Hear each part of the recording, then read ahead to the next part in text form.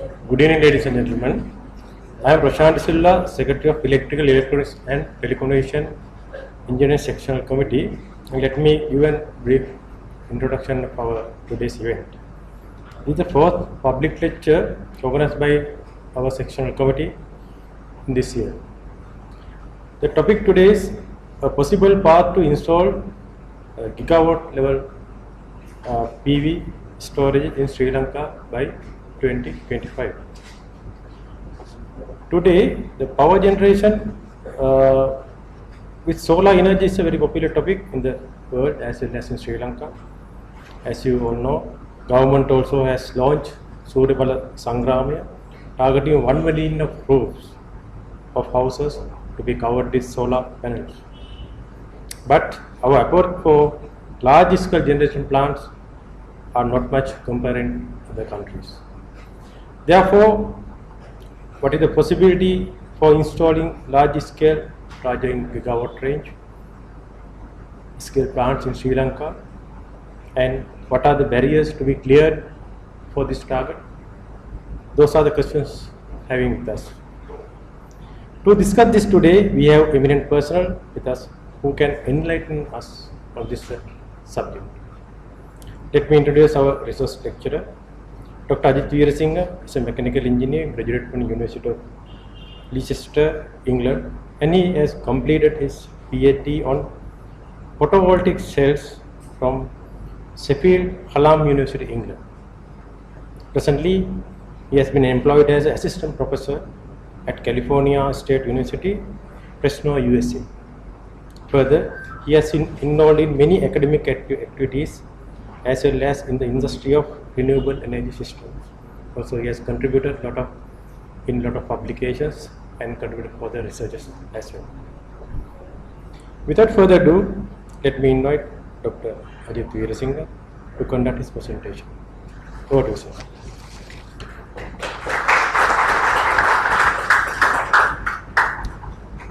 Good afternoon, my friends, fellow Sri Lankans. I don't get the chance to say that often. So I'm very privileged to be here. So let's go back. My background in solar energy started when I was in Sri Lanka. In my early teens, when my grandma used to say, don't waste sunshine. She would plant some tree on those places where sun was shining. So I was so confused at first, how can you waste sunshine? So then towards my high school, towards the end of my high school education, I was interested in physics and maths primarily. Then I ended up doing mechanical engineering degree, but when I enrolled, I wasn't sure what kind of degree I was going to do. In Leicester University, they had a nice program. First 2 years, everybody did all the engineering, mechanical, electrical, civil, chemical. So during that time, I got attracted towards the hydropower, wind turbines, and solar energy. So solar energy, then I realized solar cells are made by material engineers. So I got drifted towards that one. Then my master's was a solar power electronics master's in Brunel University, London. So again, then I got drafted. I got a job opportunity. I had to make some money, pay off the debt. So worked myself there for a while. Then I came back to academia again because my Leicester University professor was retiring. We needed several academic references to get the PhD. I knew I had the drive to do the PhD, so I came back to do PhD under Professor Dharma Dasa. He's a prominent solar power scientist. His background is in physics, from Peradeniya originally. So he made solar cells. So I went to his project. I liked it. He covered the A to Z of how to make solar cells, multi-junction or single junction. So I done the right thing. I selected his project. Then 2011, I went to show called Solar Power International in Dallas, in America. That was the ideal solar power show for us, for an engineer. 50% academics, 50% industry. So after completing my PhD 2012, I got an offer from Fresno, so I accepted that one because Fresno is the ideal solar power area. They are high radiation level. Right now, today, temperature over there is 45 degrees. So Colombo is not hotter than where I came from. So, and over there, because the temperature is so high, land is so barren, both types of solar energies are there. The solar thermal side and photovoltaic sides. But our countries, we don't have that much of barren land as well as such a heat. So photovoltaic is ideal for our country. So I will take you through my journey to solar power, starting in I started my master's in 1995. Even though as undergraduates we did some projects in solar power, that is when I really began to know the power of solar power, the widespread nature of that one. This is the most widespread energy source in the world. Wind, hydro, they are everywhere, but not as much as sun. And yes, there are fluctuations, but if we don't get enough sun, we got bigger problems than other energy if we don't get enough sun. So I'll take you the history of solar cells, then where are we, especially in California and Sri Lanka. You can correct me if I'm wrong, please ask questions. I'm an educator first of all, so I'm used to getting disturbed. And so more questions you ask, I feel like I'm engaging you more, right? And there's no silly question. So if you don't understand what I'm saying, even a 6th grader should understand what I'm saying. I'll make it same as. Then the last part is where the opportunities for our unique situation.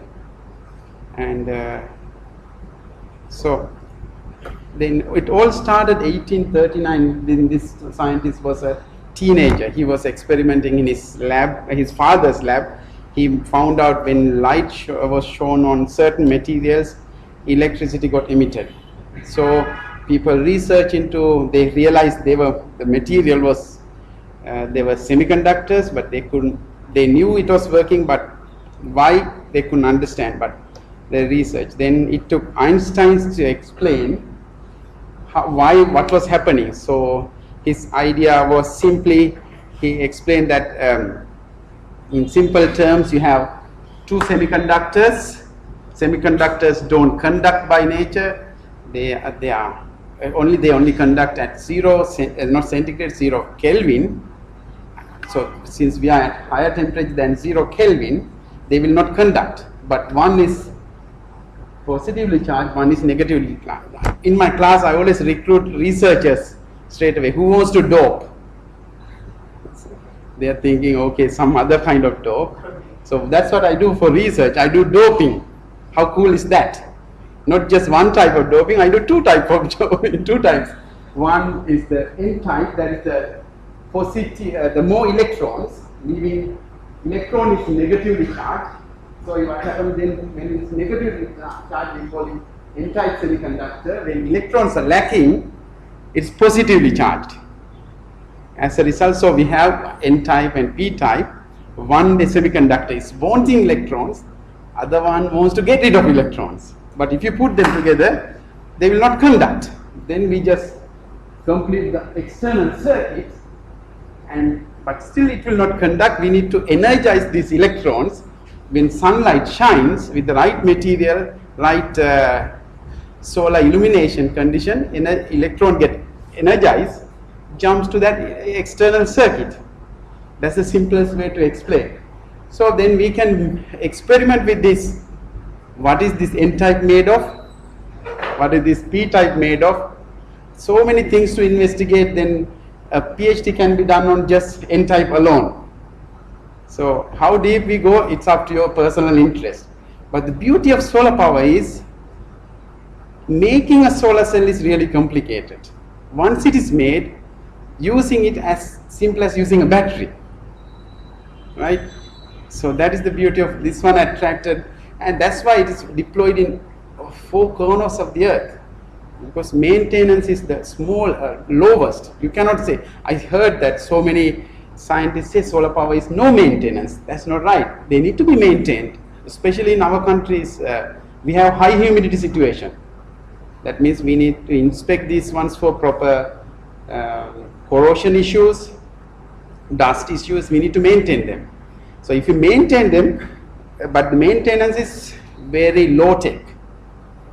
It's not like I heard the Norachala issues.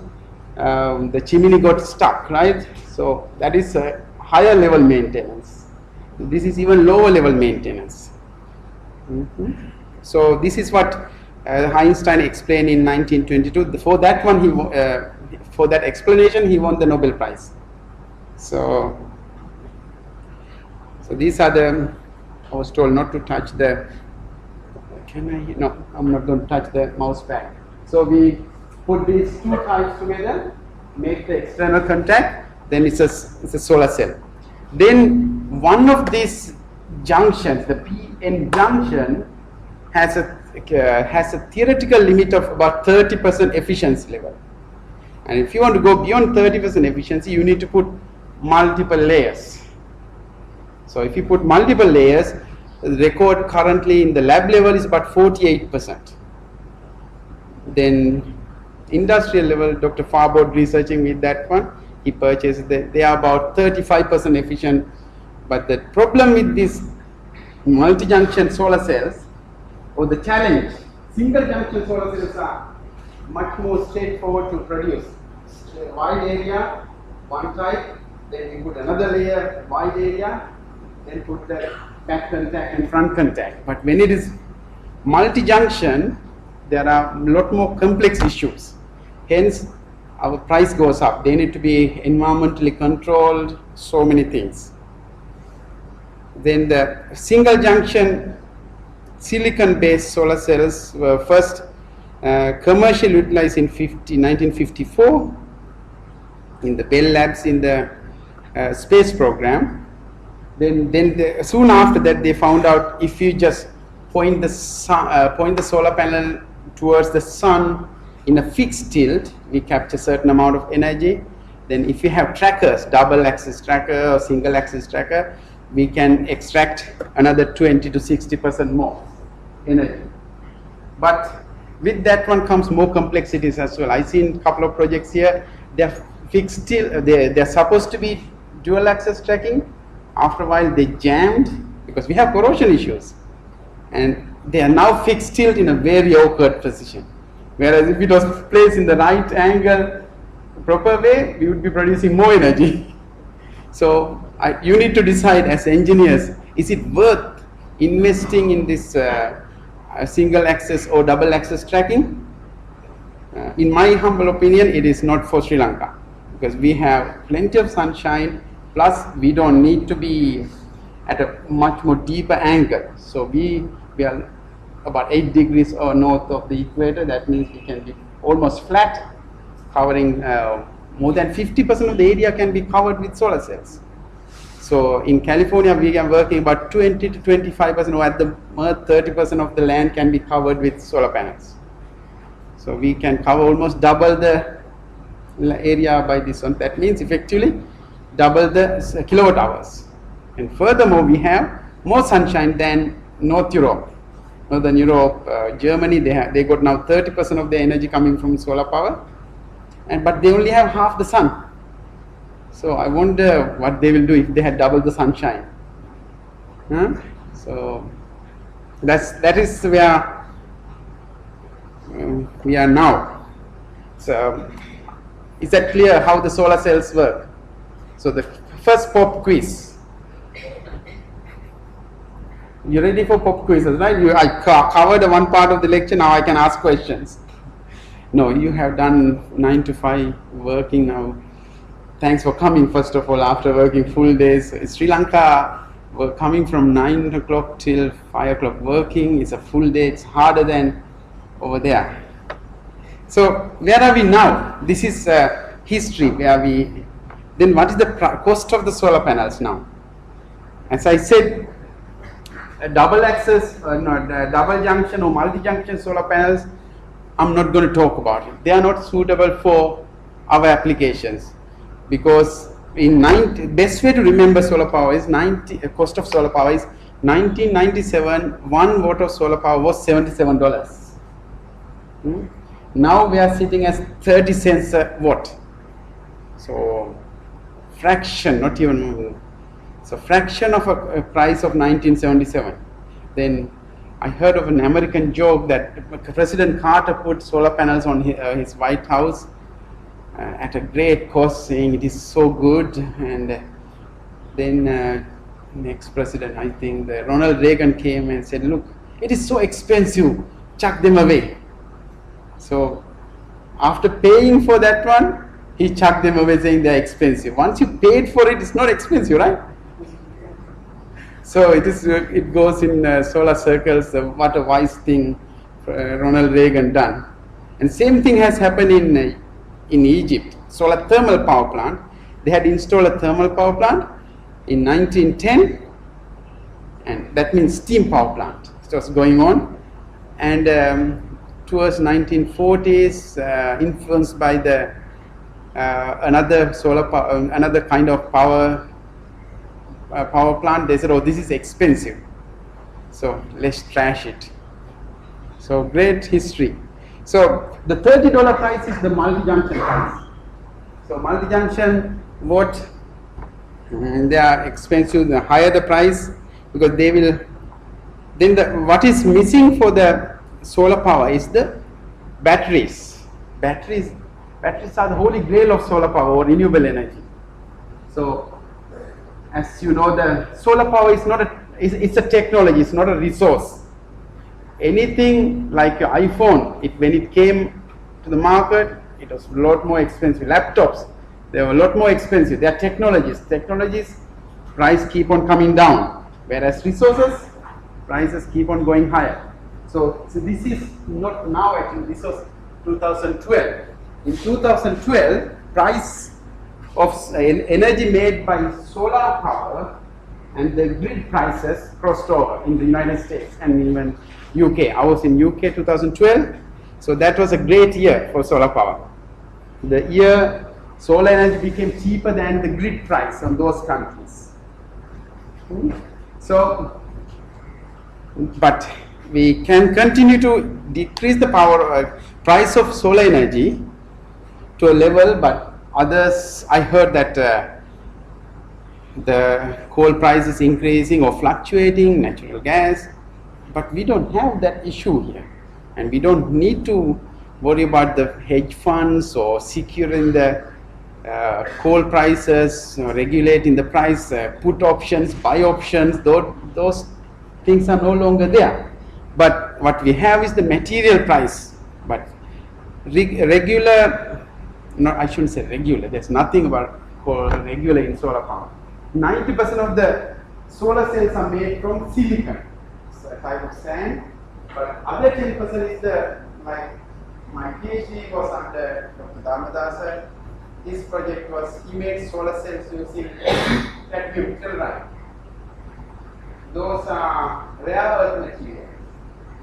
But regular solar panel, you have a chalkboard and something to draw on this one. Okay.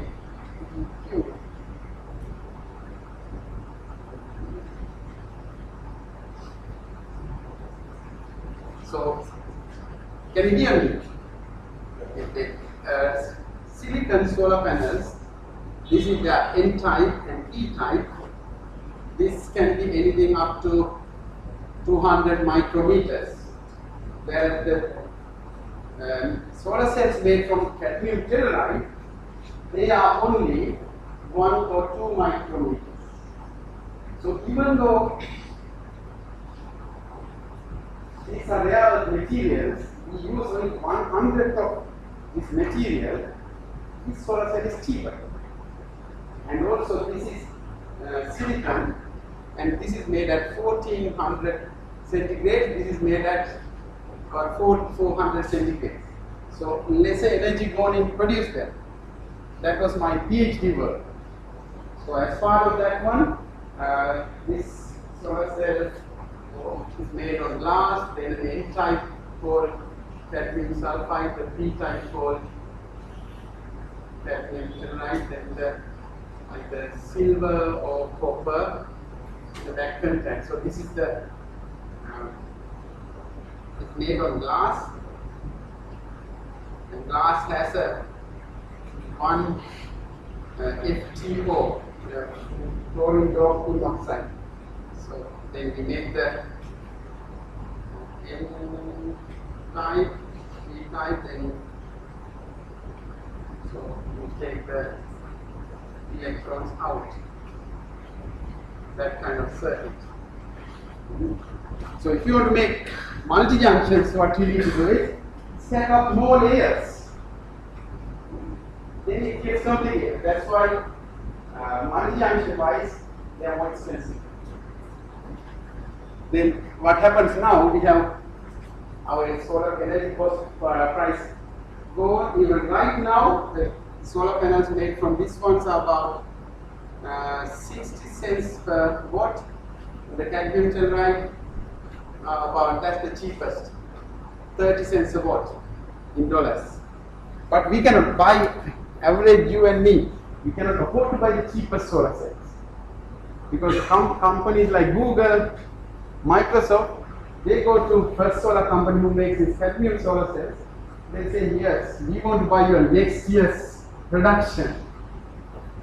And somebody has come, okay, Microsoft already bought 2018 supply. They say, okay, can we buy 2019 supply? Somebody's booked up the 2020 supply. They're doing business from those people's money already. You know how it works, so they don't need to invest.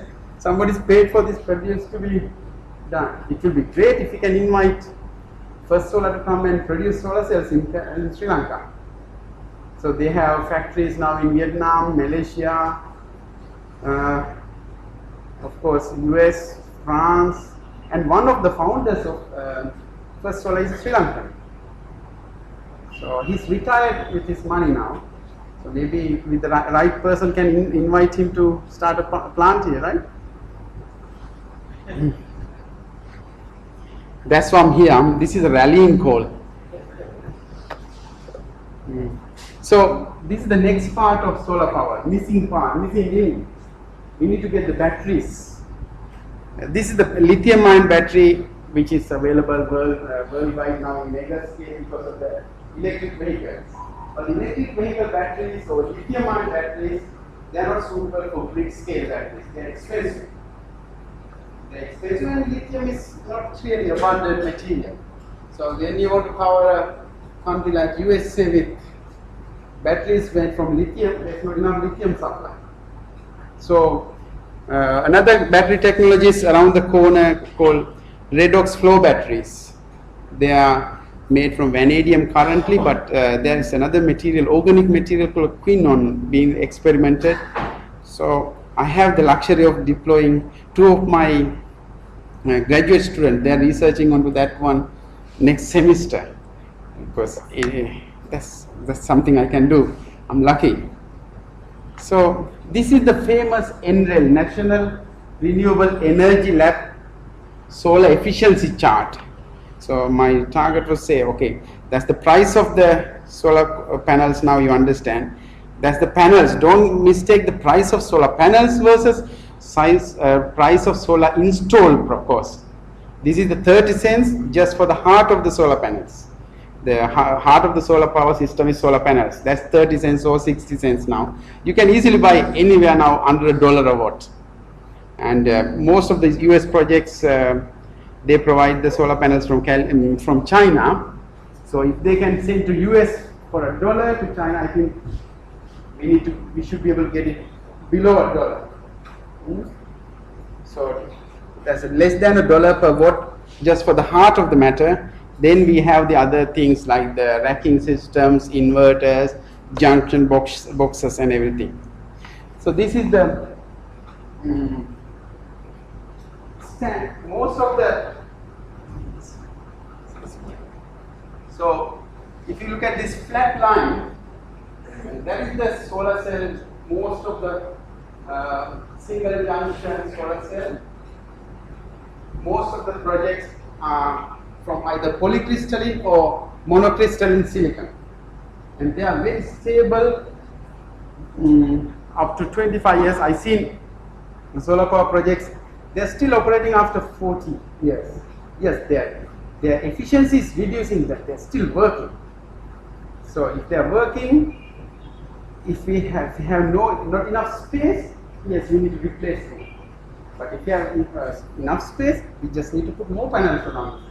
And since we are a low-cost labor country, in US it costs 20,000 rupees for a laborer to be employed. The dollars is minimum $15 per hour. I think we can get a laborer under 50,000 rupees per month. So by the time you employ somebody 3 days there, we can employ somebody here for 1 month. So the entrepreneurs or people with opportunities and thinking, they should be thinking what a lucky situation we are in.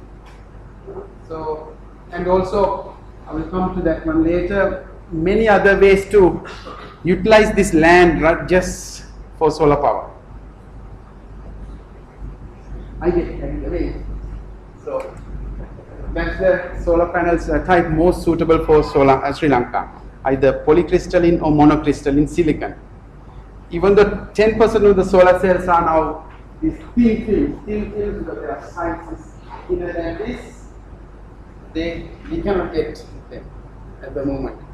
Because I think those billion-dollar companies, they must be thinking it's cheaper to buy this one and wait for 1 year and half the money. Right? They don't get that much of return if you leave that money in the bank. They are not doing out of being environmentally friendly, they've been greedy. Then furthermore now, these days, as you can see, after 2010, a hive of activities. Can you see how many dots? Each dot represents another record-breaking event. So after 2010, so many activities taken place, and this is a very interesting. This solar cell is an organic solar cell called perovskite. It's very interesting, but it's an organic solar cell. Organic solar cells are, in Moratu also I have a few friends researching, they are good for various very specialized applications, but not for long-term projects, definitely not for utility scale projects. Like street lighting, they are made for, those lampposts are made for 10 years, whereas utility, or if we are putting them on our roof, we don't want to replace them after 10 years. Right? So that's why they don't last beyond 10 years, but they can be made cheaper. But how much cheap can you get? Cheaper than 60 cents compared to $77, now 60 cents. We are already cheap solar panels. So this kind of research can be very easily conducted in Sri Lanka. I know Solar Asia was held twice in Kandy. 2011 I came, then this year January it wasn't suitable for me to come. I cannot get away in January, being the other side of the world. It takes 2 days to come here. It's not like in England it was 14 hours. Now it's 2 days. So January I couldn't come. If they do in another July I will. Then this is another thing going to happen. I think you mentioned what happened when you deploy a lot of solar panels, what is going to happen to the grid instability. This is already taking place in California. So Sri Lankans are lucky, we don't have our unique problems. We can look at what others done, other problems they face, how they fixed it, we just have to copy the solution. So if you want to copy something, these are the things to copy, not somebody's foreign trashy something. Right? There are good things to copy from foreign countries. This is one thing, right? They call it duck curve. Can you imagine? I don't want to draw. Just if I draw the two legs here, let me say there is a duck. So this, so the regular standard our load-bearing power plants, they are providing the power to the grid. Then about 8 o'clock, 9 o'clock, solar power kicks in, other power plants go to ramp down, reduce their power production. Solar power is producing more 2012 onward. Now it's reducing, and it's going so deeper. This one, we need to ramp up suddenly at the sun sets. So this is a big problem. That's where the engineers come in. We are problem solvers. Here I like to quote what happened in Germany 2011 when the Fukushima accident happened. Wait, it wasn't an accident, it was waiting to happen. There was a paper that somebody wrote, under this kind of earthquake, Fukushima will be destroyed. So I don't want to call it an accident. Again, Fukushima incident happened. Germans said Japanese quality is very good. We have ultimate respect, even they got it wrong. So this is a big beast we don't want to play with. We are going to discontinue our nuclear power supply. 2022 they are shutting it down. And people ask, oh, you are getting 40% of power from nuclear power. Do you have a solution? And the chancellor said, no, we don't have a solution, but we have engineers. Imagine the engineers growing up there. People are looking to them as problem solvers.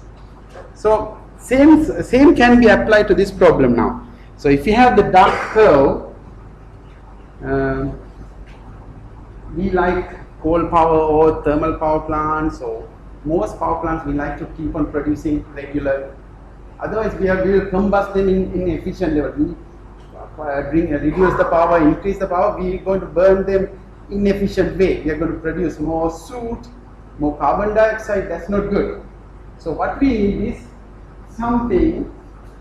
We reduce this one to this level always, and whatever we produce extra during the sunny times, we need to store them, and we continuously supply them. We continually supply them to the grid. So there's a solution taking place there now. So that is in the future part. I'll come to that one. Currently, because now I'm going into the present. Where are we now? So currently we have rooftop solutions, 2 to 8 kilowatt systems, then up to the Haley's and those companies are doing up to 10 megawatts, 10 megawatt systems, right? So those are the ones under the Battle for Solar Energy or Surya Bala Sangrama. Then also this Professor Dharmadas's solar village programs are taking place. They are providing a solution to some rural area in the Kaduru, which I visited 2011. I was so surprised, the primitive nature of our country. I was so taken back. Why is this like that?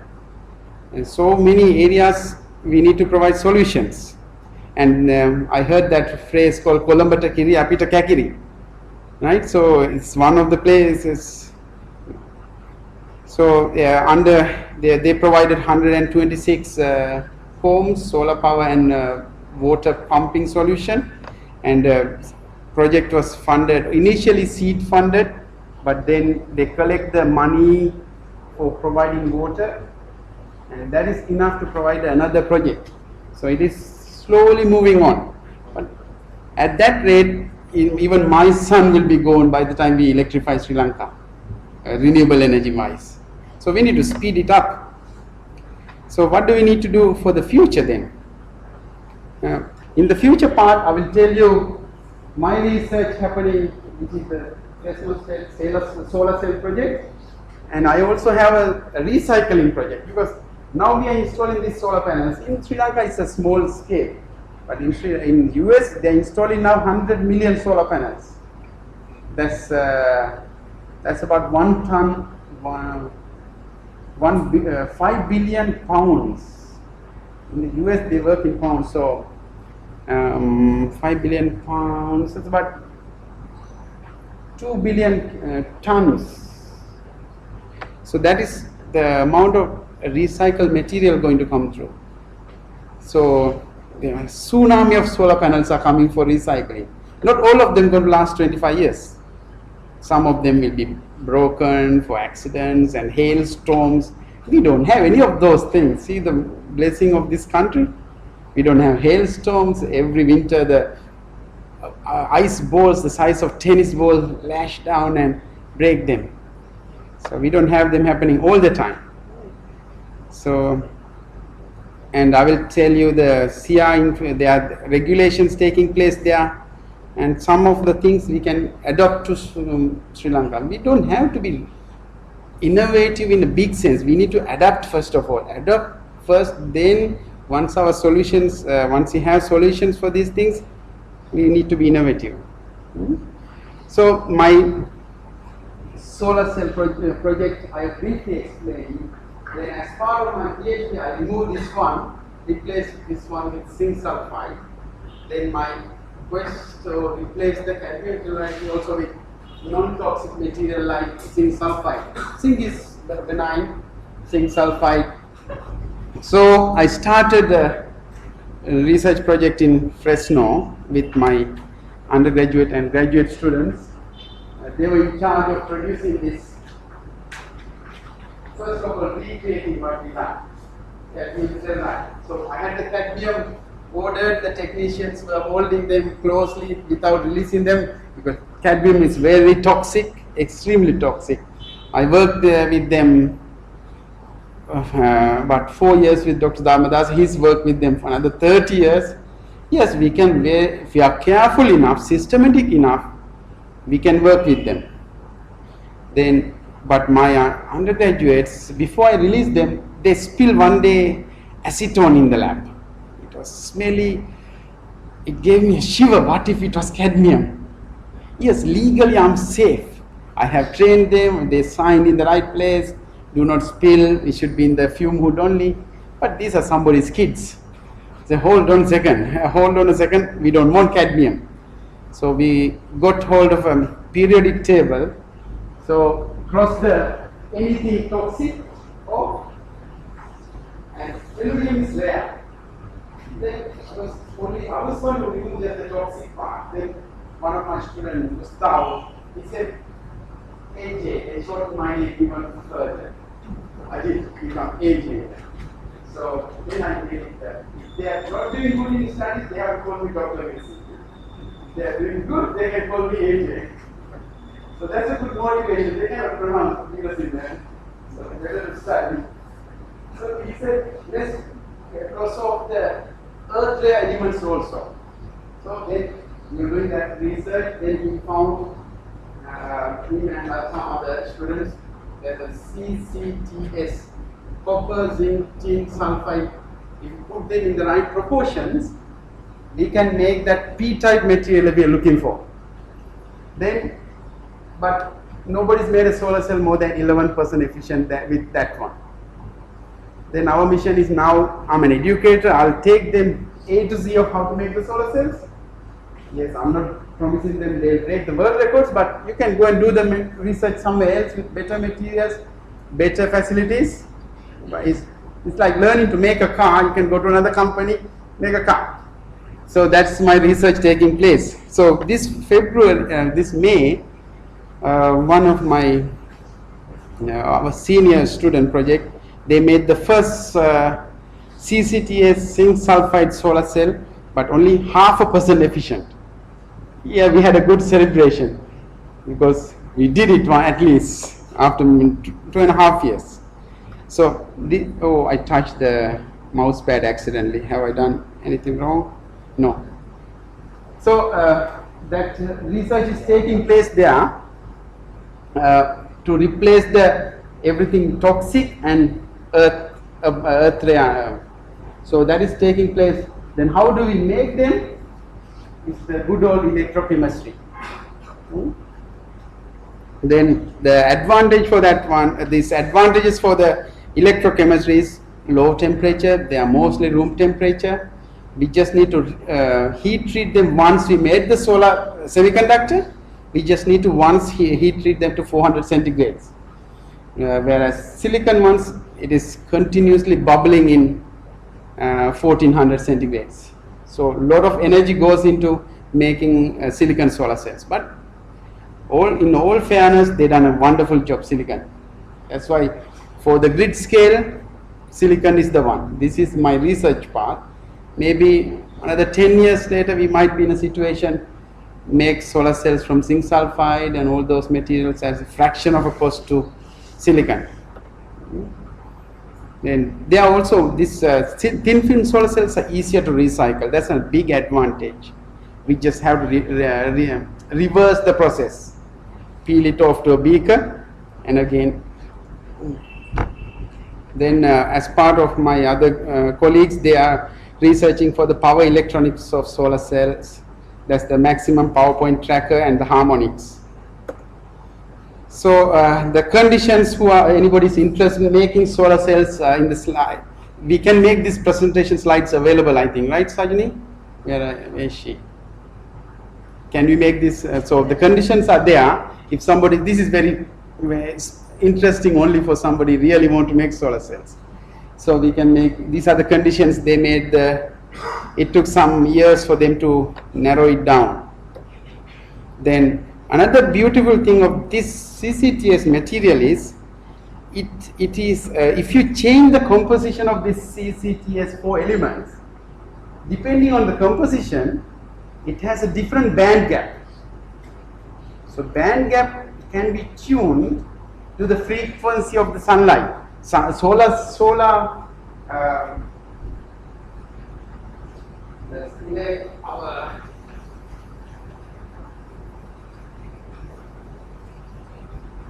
you know, the electromagnetic spectrum, we have the sun rays, the sun has this kind of energy. So depending on which frequency, it has different energy levels.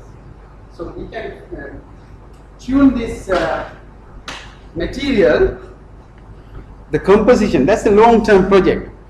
Depending on the composition, which part of the solar spectrum gets absorbed is a different project. So each of steps represents different part of the spectrum can be absorbed, which is done by the multi-junction solar cells. Same thing done by the multi-junction solar cells. This has the potential to be multi-junction solar cell at a fraction of a cost. So that's a long-term project.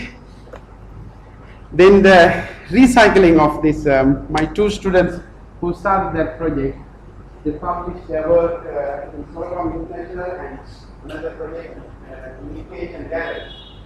So they found out, again through electrochemistry, I had to utilize the tools I have.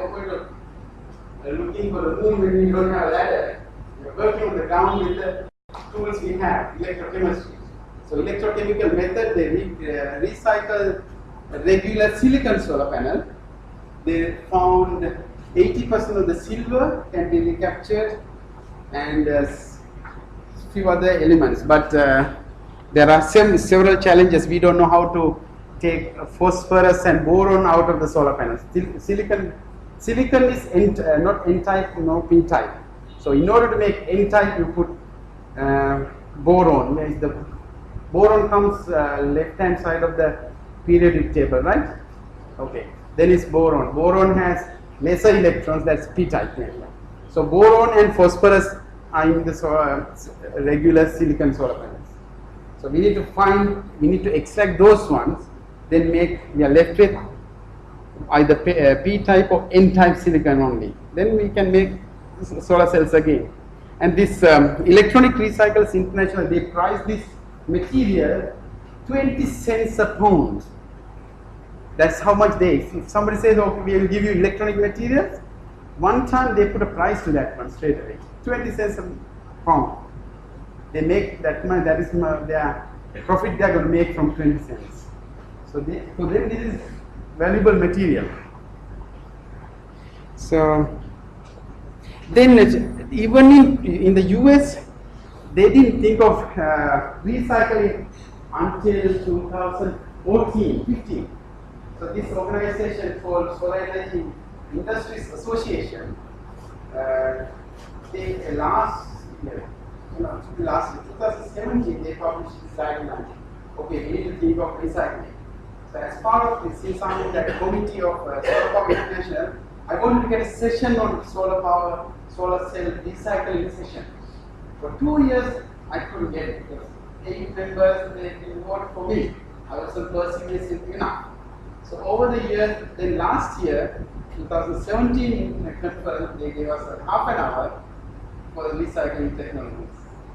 So it was well attended by German companies. See how far they are ahead. They are much further here than US companies. So now the US got a basic guideline for recycling solar panels. So it's encouraging to see. Then what had happened in our, especially this is only for, I think, especially for Sri Lanka, having a cheaper labor force means a positive thing one way. As the solar panels degrade over the years, roughly about 1% every year. 1% of its 20%. So it's not, it doesn't become 19% next year. 1% of 20% is 0.2, right? My maths. So over that, if it is 20%, it will be end up 16% after 20-25 years. They're still good. If somebody says that, okay, I don't like the solar panel on my roof, we want to replace them, okay, I foresee some company will take them out, okay, we'll take them away free of charge for you. But they can utilize this one for other projects, especially low-income homes who don't have the same megawatt or kilowatt requirements. We can deploy these ones, right?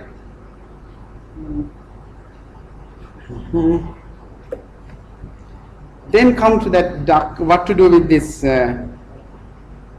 duck curve. Nobody likes it, right? Like we mentioned, we don't like this up and down to what is taking place into the grid. Already the Sri Lankan grid is not stable enough. I hear that some people got the UPS system on top of the fridge to connect it, to prevent it, especially outstations. Colombo Kiri, Apita Kakiri, I heard that. So we need to avoid that one. So we need to have a stable grid. So that can be overcome, one, with the synchrophasers. Synchrophaser is a magical term. It synchronizes and puts them in phases. A lot of people are researching on, electronic engineers are working on. Any electronic engineers here? Electronics. So they will research. It's a communication device, very fast communication device. It communicates with the next synchrophaser at 10 nanoseconds a time. So if the solar panel is, this solar panel is getting clouded, and it informs the other nearby synchrophasers, oh, I'm getting clouded, I'm going to reduce the power coming down, so you need to ramp it up, or if there's a battery nearby, you need to ramp it up to keep the grid in the same level. So nothing magical there, just fast communicators. Along with the batteries, these are the batteries, I mentioned the redox flow batteries. They are good for 8 years. How are we doing? Have we got a clock here? Oh yes. Then I will need to speed up. This is a Californian target, but let's jump to the Sri Lankan targets. 100% by 2050, and this is wrong. 50% by 2035. So let's help them to do it 100% by 2025. I think they would like it. CEB's target. So this, if we improve, yes, if they break that, oh, we got our target wrong. By the way, we didn't do 100% in 2050, we did 100% in 2025. That's a good thing to get wrong, right? So this audience has a lot of opportunities doing so. A lot of opportunities. I'm not talking about a million rupee opportunity here. Billions of dollars opportunities. So what are these barriers? I have possible 5 different areas people can get involved. It's a possible way. There are many other opportunities, I'm sure. You can take a look, disseminate my presentation. You can say, oh, you only have 3 opportunities. That's fine. We'll narrow it down to 3, or somebody might split up this one 2 different ways. One, installing very large scale solar power projects. We cannot go beyond, I hear that 50 megawatt level because of our grid limitations. So I also heard that if you have a solar power project up to 3 kilometers or 5 kilometers from a power supply, the CEB will provide the connection. Is it 3 kilometers or 5 kilometers from the power grid? They don't provide at all. They don't provide at all. So that's another barrier, right? So good to know the barriers, then you are ready for them. So if we can find areas with, I think a few people have told me there are lands available which are not suitable for any agricultural. So why not cover them up? It's only 2 things are preventing us. I'm listing them later, and we can do about 100 of them, and each one is profitable on its own ground if you do it correctly. And if I don't see a reason why solar power projects are more expensive than USA here. Can you see a reason? Technically, I don't see a reason. Workforce wise, I don't see a reason. So this is where my esteemed audience is going to educate me. We can do 100 of these projects. So that means it's going to take decades to complete these hundreds of projects, right? That means opportunities for you. And these are guaranteed returns, right? If the sun doesn't shine, we have bigger problems than energy. So we have bigger problems. Then that means after 2012, solar power is cheaper than the grid price. Yes, if you don't do the total life cycle analysis for coal is cheaper. But without doing total life cycle analysis, that's not for apples to apples. It's not a fair comparison. We need to do total life cycle. That means what to do for soot. Where do you dispose this soot? Because this 16%, I have a very elaborated project under the National Renewable Energy Lab. They have a project, the software called SAM, Systems Advisor Model. Anybody can go to that one and feed these projects, your areas. Then you can allow provisions for recycling also. So you are doing a solar power project including the recycling. So they are coming with about 16% return, but they got to be 50 megawatt plus. If you do, so it's NREL SAM software. You can do it for many wind power projects, hydropower projects. I think I teach energy systems to mechanical engineers. So every year they ask, can we do modeling? The students love modeling. I'm not a fan of that one because it's modeling. There's some box hidden somewhere. Tick this box to do that. If you miss that box ticking, you get completely wrong answer. I'm not a fan, but I have to, just by popular request, I take them to do that. Okay, let's do the modeling this week. Yes, they are very happy. So there are hundreds of them to be done. Then the install cost in the United States is around now $1.50 per watt. There are even talks of end of this year we might touch and go $1 per watt install cost. That's the 60 cents or 50 cents per dollar in panel price, inverters, junction boxes, everything around $1. You need to tell me why in Sri Lanka we are more expensive than that. I can understand for the domestic market, you need to go bring your workforce, a lot of remote access place. You go there once in a while, whereas for a grid level, it is much cheaper. Let's get some. Then the other one, okay, this is what is taking place now, especially the racking systems. That's the racking system needs to be reducing the material used on those. Ground mount, civil engineers needs to come on board for ground mounting. Is it ballast or concrete? Those foundations, bifacial solar cells, they have, because now the material is so cheap. So what we are doing now, putting 2 solar cells back to back, so that means even diffuse light from underneath converts some electricity. So that kind of solar cell is not double this price. That could be about 80 cents. But you're getting more, especially the apartments. They like high efficiency, right? So their space is limited. When somebody's got limited space, they need to go for high efficiency solar panels. Then lot of, especially the housing projects, they are going for micro inverters, because then you get the real-time production as well as the panel module level performance. They will give you an app. On your app, any module is not working, gives a question mark, because that inverter report. So you can contact the Trina Solar or Canadian Solar, whoever provided you the panel, say this module panel with this serial number is not working. They'll simply ship you another one.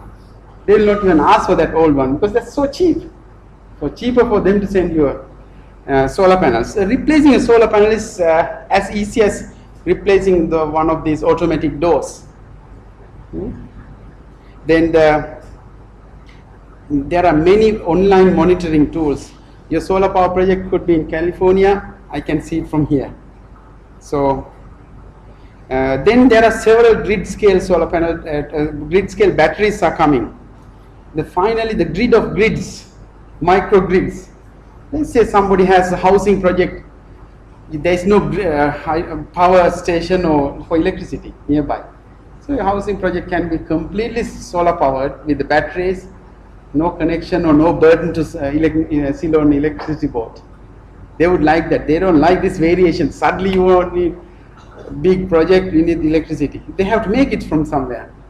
Because the grid is a marvelous invention. It's like, just imagine turning on the tap, you have to produce that water straight away. The grid is doing something like that. You turn on the switch, light comes on somewhere else, we made that electricity there and then. So it can reduce this, grid of grids can reduce the burden on our grid. Then I mentioned this one already, now 6:30. One of the companies is, I'm not endorsing Lockheed Martin, it's somebody I'm working with. They have sponsored our projects, but they are one of the companies working on this grid level batteries. Their grid level battery is something like 2 megawatt hours in a 20 by 20 area. So where are we going to get the investors? That's the big problem. As I told some people, this Solar Power International I attended since 2011. It used to be mainly by solar power enthusiasts. Now it is attended by people with billions of dollars, because this is a return, guaranteed return with solar power. So they are often asking where to invest more money, but you mention an Asian country, not just Sri Lanka, they are not interested. Not because the lack of labor force, some other problems. So if we collectively address that problem, attracting funding is not a problem. So it is possible. Then also I've been told, and I've been part of that technical committee for 4 years. One of the 8 deciding which technology to be demonstrated or displayed in the coming year. Next Solar Power International is in September in California.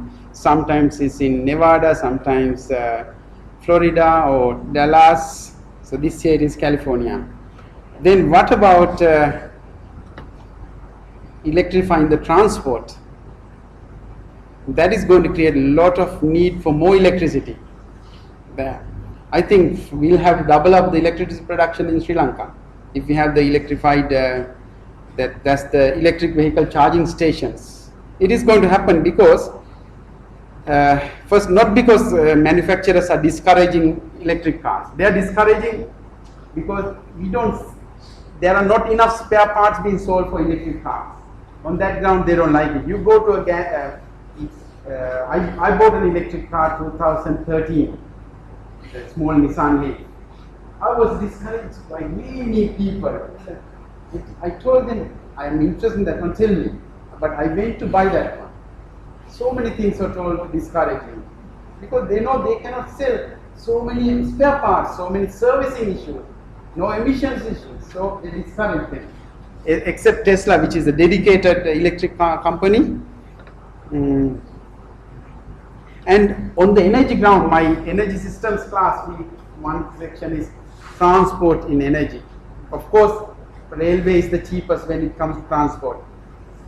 Transport is railway is one third energy wise, 1/3 to 1/10 than road haulage.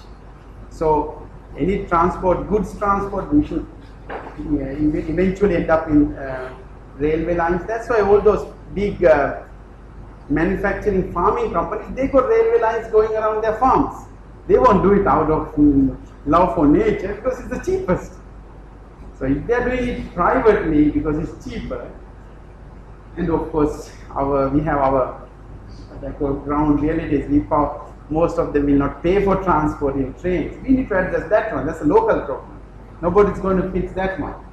So on kilometers per liter basis or kilometers travel in one kilowatt hour basis also, electric transport is the cheapest. Then this is even without thinking electrifying railways. So that has more energy requirements. These are all just to provide the electricity for homes. We need 100 of those megawatt plants. And if we are to electrify our railways, even have more railways, we will need a lot more electricity. And doing so, we are going to have opportunities as well. I mean, what do we mean by we? All the workforce, engineers, managers, administrators, they are going to have opportunities, right? So, creating labor, educators also, we are going to get more jobs, more professors to educate this one. Then the financiers, they are going to get more chance to invest. They are waiting to invest in Sri Lanka also, but ground realities, I call, there are so many barriers, but none of them are technical or financial. So why am I here? Looking for superheroes. I hear there are superheroes in this audience who can get around these systems, legally, ethically, provide a viable solution to Sri Lanka. Right? And doing so, they are going to make money as well. I'm not asking you to stop a project you are doing, jump into solar power. Carry on that one. If you have a hydropower project, wonderful, carry on. Do this one also. There's lots more electricity needed for Sri Lanka. And this will lead to the energy independence in Sri Lanka, of course. Then I just put bold lines here. What are the barriers? Land availability, I heard the Mahavali lands and so many lands unsuitable for cultivation. But in California also we realize, even Rajasthan desert now, they have realized under the heavy sun, nothing grows. But if you put solar panels, underneath you can grow something. America they will not consider because it is expensive labor. But Rajasthan they are considering. So why can't we? So that can be overcome. Grid issues, how to overcome, you need to tell me. I'm not aware of how to do that. So he told that they don't even build the last kilometer for the power plant. We need to provide that. Then the power purchase agreement, and more importantly, timely compensation for the investor. And that is nothing technical, right? So pay for the energy they have just provided, and same time you have sold it straight away. Within a month you have collected the bill. Consumers pay within a month. Right? They don't get 2 months credit. Every month they pay. So energy is something we are always purchasing. It's not something we need to make or somebody will buy. We are already purchasing electricity, consuming electricity. Right now our electricity prices are comparable with Californian prices. So it's relatively expensive. So that means we can produce cheaper than that and keep on going the same price. That means the power producers, by producing cheap energy, you can make money. This is some of the solutions. This is Colombo Takiri, Akita Kakiri, okay? So we can avoid those things. We need tens of thousands of acres of land. Not just for solar power, growing smaller crops. Agricultural department I consulted in Columbia University. Oh yes, they are called shade tolerant crops. These shade tolerant crops can grow under the solar panels, especially ground mounted. Ground mounted ones are about 2 feet onward, slightly at the angle, so we can grow them underneath. There is plenty of fish in this sea, much more than coal, natural gas or hydro, 100 times more. So this is still those 100 projects I calculated without electric transport. If you have the electric transport, there are a lot more energy requirements. Because when I'm traveling in a taxi or something, I ask to find out, I need data like how many miles these cars travel, all those things, then we can translate the kilowatt hours need to be produced to convert our all the vehicles into electric. Then it's just translated the area. And next year is a good year to go for this one, because there's going to be oversupply of silicon solar panels. So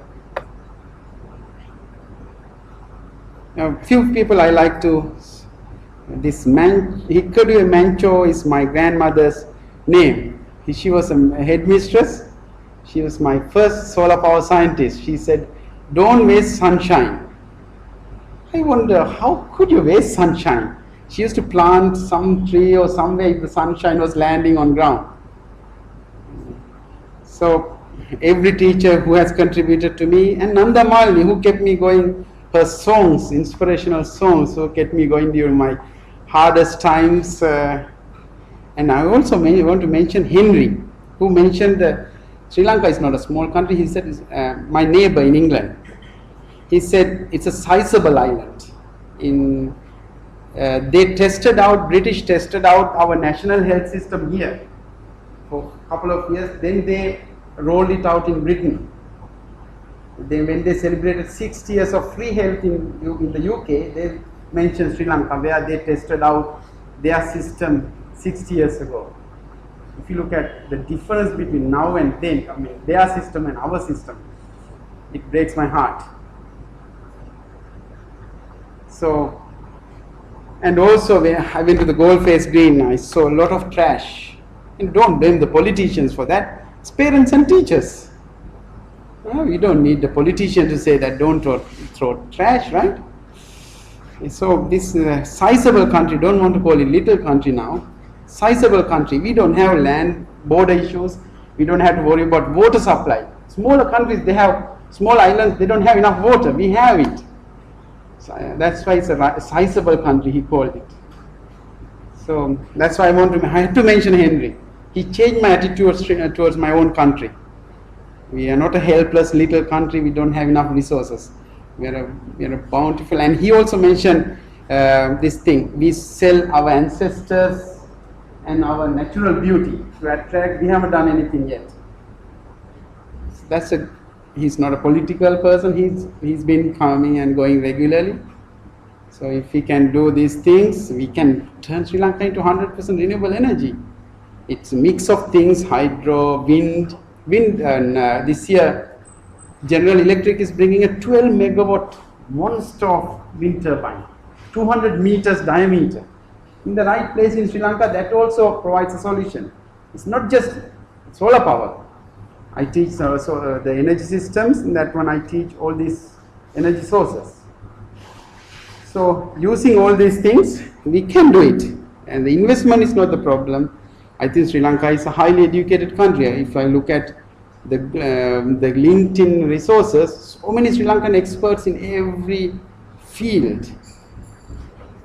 So we can do it with the right kind of superheroes.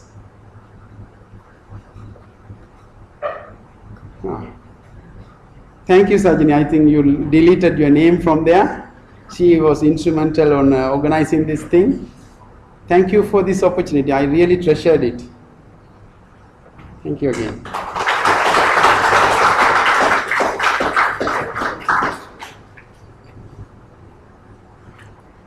That's a made-up word, PVification. I got the right, pvification.com.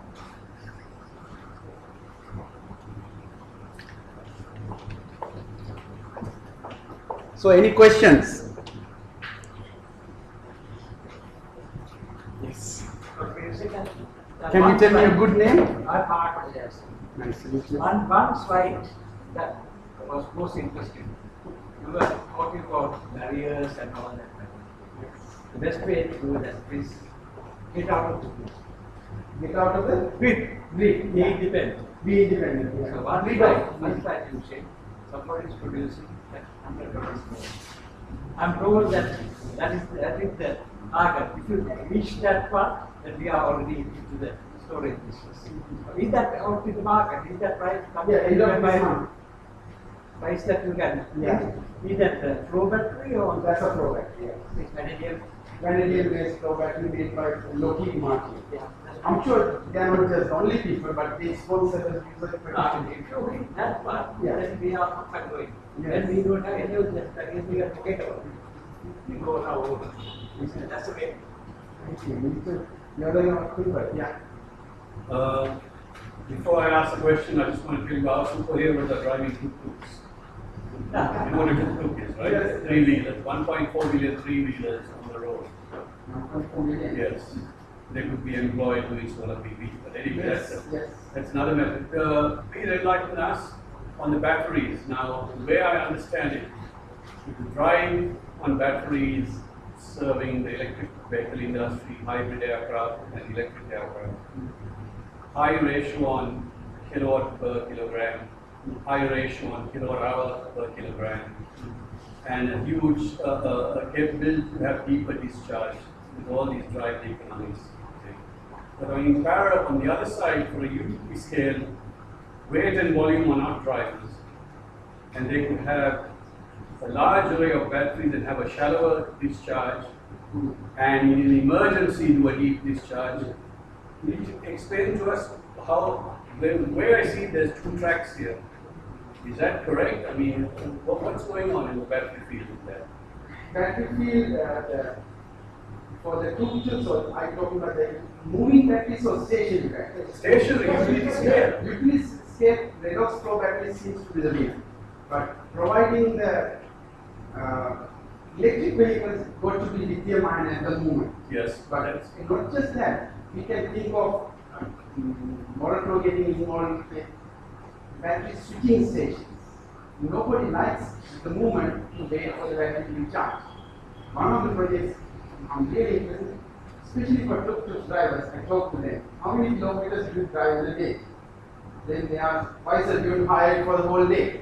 These things, I cannot explain them why I'm interested. Like, I can go even 600 kilometers if I go non-stop. No, I say, I'm not interested. Every day, how many kilometers do you drive in a day? Or it could be some days nothing. So just give me an average figure. Very difficult to get average figure. I think it's about 200 kilometers at some 100. So 100 means we can have a smaller battery, because buying a lithium-ion battery is expensive. They can have a smaller battery, a bit like our gas cylinder. You give the discharge battery, you put the fully charged battery in that place. Not just that, you can design halfway through the day, I want to have full battery now. You measure, okay, it had 5 kilowatt hours left over, full charge battery is 20 kilowatt hours left over, which bid for the difference. So that kind of things can come for the transports. But the grid wise, it has to be the vanadium currently, but quinone-based organic redox flow batteries. So any chemistry-based person or chemical engineer can come on board and listen. No, I'm not looking for, I don't think we're looking for people to do research. I mean, it's already established. Yeah. And what the interest is, what is the trend? Because right now in the wind industry, there's going to be an element of storage. There's no weight and space constraints. Even in the large scale, utility scale solar PV, there's going to be again storage, because now you have more effective supply to the grid, and you are under better, the dispatcher can also have better control. So what are the trends? I mean, I'm from California also, but I left California a while ago.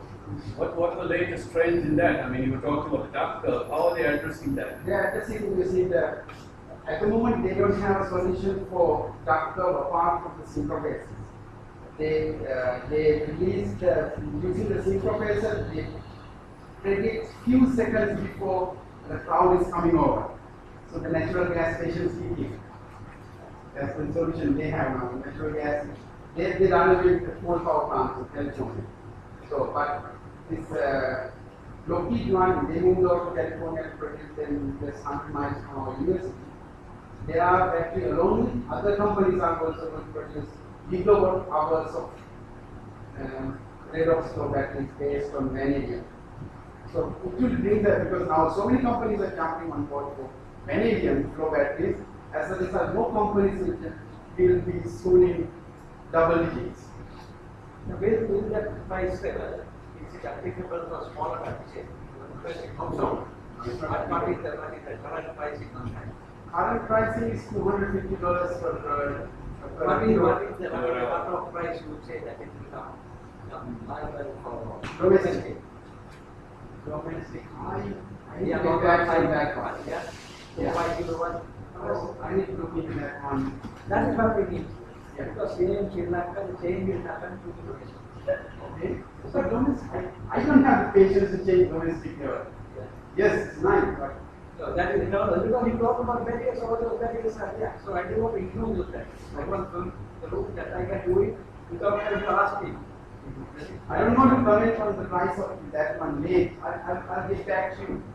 There must be an economical level somewhere. If we have 10 kilowatt hour that comes in or 20 kilowatt hour, at least level is economical. I don't want to comment on prices yet. Domestic, but it is somewhere around. There are so many countries are going for that one. That means our country, I don't see any unique problem we have. Whatever the problem we have faced, some we have made problems. We have made. Yes. So it's a man-made problem. So most countries got so many challenges in the nature. They are much more hard to overcome, but here they need political problems are harder to overcome. No, just don't blame the politicians, let's do it. I think you have to face that as a huge cultural issue here, in the sense that the power sector utilities have got tremendous skills and mastered the skill of operating a grid power system based.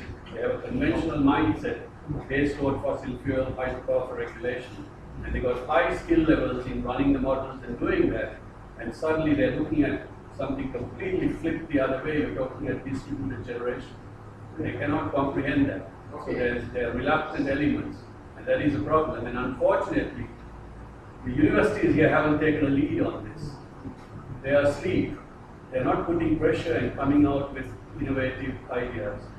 That's a problem. And just for the, again, another question I have is also for the sake of the audience. I'm operating India and Pakistan as well, and mostly involved in wind power projects. Today, the regulators in India and Pakistan demand from wind project operators what is called advanced forecasting. They want to know what's going to come up an hour ahead, a day ahead, a week ahead, a month ahead. Yes, and they will penalize you. Very soon. It's mandatory, and very soon they'll be penalized if they don't meet it within 20% forecast. So there are companies that are providing long-range forecasting services. Yes. So that also is for somebody operating a wind farm. So now he's got to predict what he's going to put out, and he will have safety in terms of battery in case he misses out, he gets penalized, let damages. He uses the battery to make sure that he's within that target. So there's a lot of interesting stuff taking place, and the utility scale battery thing is the key to this whole activity. Especially that 20%. Yeah, so we don't have our own energy. Just that little bit for the, you're right. You don't need the whole house to be battery powered, whole system to be. No, but this is that, they use the battery to make sure that I'm within forecast. Yes. Yeah. Because if I'm off, I'll pay a penalty. Yeah. So the batteries are going to make sure I'm within forecast. So. Also, for the controversy, that we also have that concept because of the program taking out data. We have our peak problem. Peak problem is peak problem is the peak hours. And that is totally, 90% dominated by the domestic. The domestic sector has the capacity to get out of the game from that time. We are so now, Okay, so if you store enough energy just for the yeah, but that is, okay. So in that remember that repurposing solar cells. That's a Californian charity. They are collecting all the solar panels to send to Mexico. This is similar country to us. So they have a solution for 2 kilowatt hours to be stored overnight. So that's a $500. Okay, $500. So that's why I said 250. 2 kilowatt hours at a $500 weight. They buy those batteries regularly. So that could be a quotation you can take now. But the solar power interconnection has 3 legs. One is solar power, other one is storage, and one is the smart grid. So 3 sections. So 24 people are running this show. I'm in the solar power side, so I can get more information towards September, what is happening in the grid level storage. This year I'm going to. But I mean, within here, I mean, the debate is going on about distributed generation and smart grid. So there is a lot of discussion on that, and there's a lot of potential for that. For instance, you can have smart meters and distributed generation, all the luxury buildings. And why you just have to force them to have a demand charge and a peak demand, energy charge, time of day charge, and they'll be forced to install batteries and their own self-generation. It's easily done. It's not. We are familiar with BMWs and Audis and so on. So what the hell is a solar PV with batteries? Exactly. So that's why I said no economic barriers, no technical barriers. No, it's cultural and it's. And also, I think when I speak debate, although it will never take place here, but who would like to spend our charging 3 hours? when it was taking off, somebody went there one day. With the electric car, we need to have a little change in attitude. You cannot just run like a headless chicken. You need to plan your route and plan your journeys. But I did it for 4 years. I looked at how I did with the one car. California is a 2-car state. Everybody, and there is no public transport like Sri Lanka. I can live here without a car. Right? Car is a luxury only. It's not an essential item. So we need to think like that. California is if you don't have a car, you're in trouble. You cannot go to work. So it's essential item. Doctor, you are talking about PV systems. You are an idea about what about the batteries coming off the trees? Very wonderful. They have lots of opportunities in households because they will be ideal if you can get out of second-hand EV batteries. Ideal for home. India, somebody They are like gold dust. I asked Nissan dealerships, when you provide these old batteries for municipalities, sell them for $2,000. There are Pakistanis who are trying to buy them to sell them in Pakistan. Big demand. Yes. So like after 8 years old, so batteries 60%, 70% good. And managed charging of these electric vehicles, like the switching, that's another way to prolong the battery life. You don't let the individual charge the battery because electrochemistries, they don't like this fast charging station. You have the first 2 levels slow charging, next one is fast charging, supercharging stations at 440 volts. Then the next one is extremely fast charging. That car price is going to go higher because electronics on board is expensive. On the ground also we have larger conversion units. So you put the price up as well as the battery life down. Go for a slow charging, ideally managed charging. You go with your vehicle and say, I have this charge, that you do that. They can do money. And tuk-tuk is a good project. I would love to see that one. Yes. Having looked at there was an article which is published from ABB regarding the fast charging. They have tested like with the Beamer, they can charge from for 200 kilometers for within 8 minutes, and you have commented on that post, and you're doing some research on that. Can I? Yeah, that is the battery switching. The golf carts in our university, we are going to have battery switching network for the golf carts in campus. So that will provide all the data for the battery switching network. So tuk-tuk is similar thing. You can have battery switching network. California had PV plus storage range you get the tariffs are similar, so you get an idea of the California at the moment hasn't got PV plus storage this year. But at the end of this year, that company is saying, if one company is saying, other companies are around the corner as well. So it will be cheaper than the grid. The grid, but PV plus storage will be cheaper than the grid end of this year.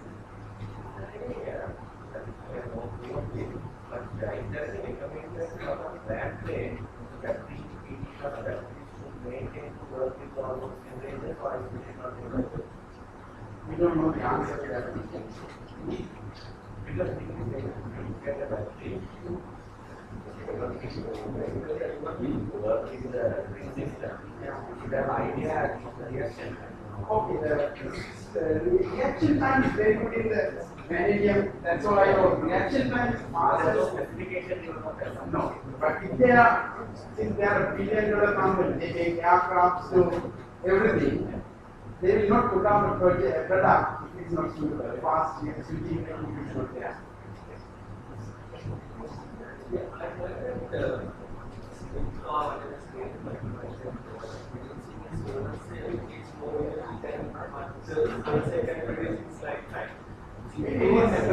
cannot be.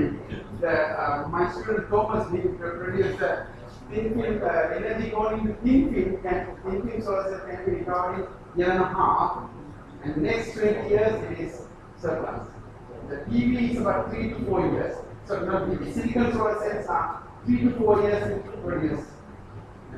I think that's wrong. There are so many fabricated stories depending on who funded that study. It's a very common story that there's more energy taken to produce solar PV than what you would recover in 20 years.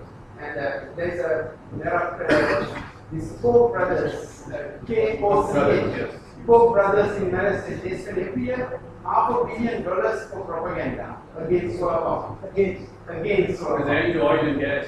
Yeah, coal. They're into coal really. Coal, yeah, They coal and oil cannot and sell gas. their coal shares. They spend that $500 million every year. I heard it from the vice president's mouth in the solar power industry, former vice president. So they are going to spend in every part of the world to buy coal. This $500 million is nothing to them. So they have hundreds of billions of dollars stuck. They cannot get their hands out, the billions of dollars out. As a result, they're spending $500 million for propaganda. So I'm sure somebody in Chicago also falls for that. No, not here. Not here? No. We are a Buddhist country. We are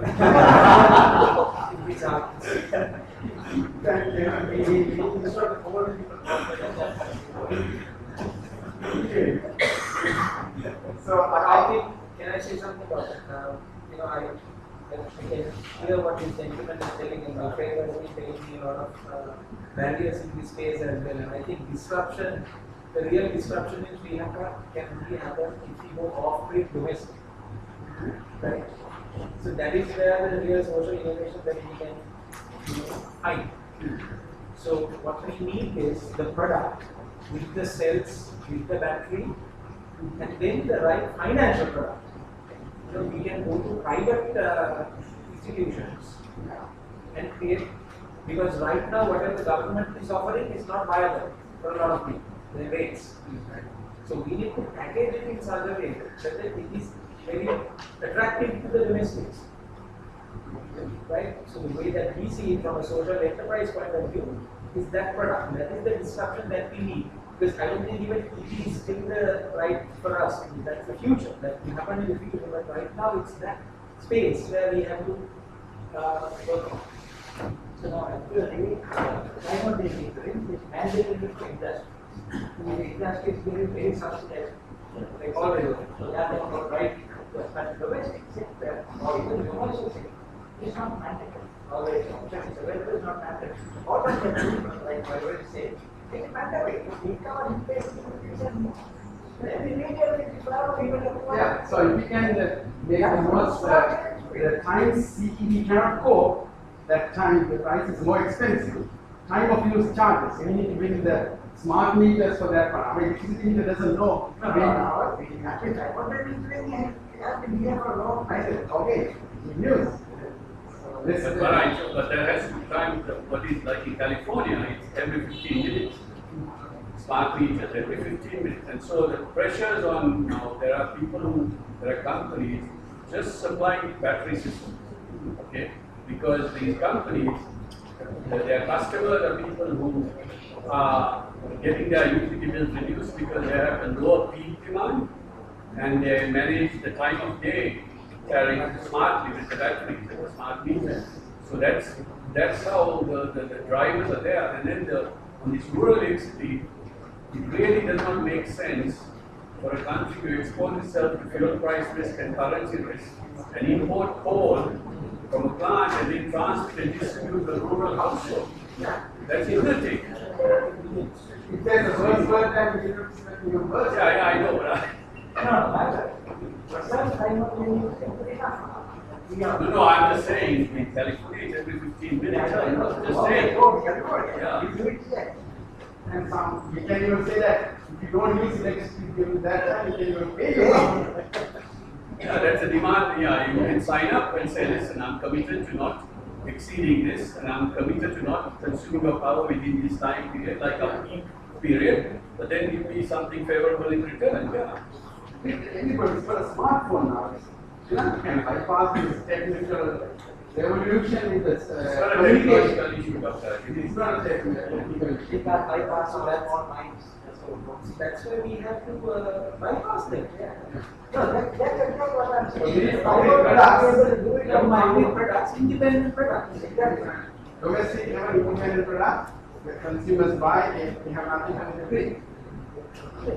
No regulation.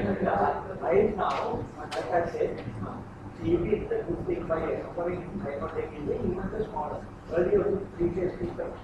Now it is the case. This is option, it's not handled. So what we are doing, like you are saying, Cover this opportunity so that people go on their own.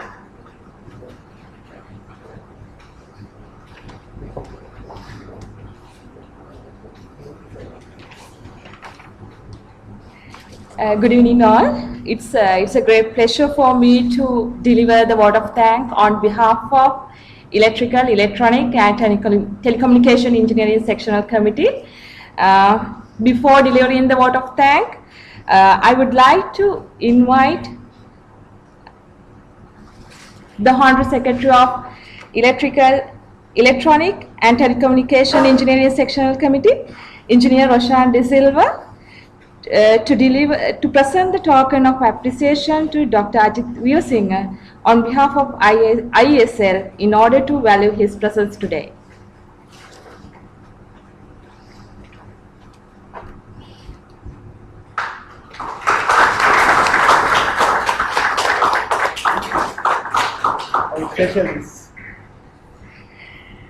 First and foremost, on behalf of the Institution of Engineers Sri Lanka, let me thank Dr. Ajit Veerasinghe for readily accepting our invitation and for being with us here today in spite of his busy schedule as our resource speaker in this event.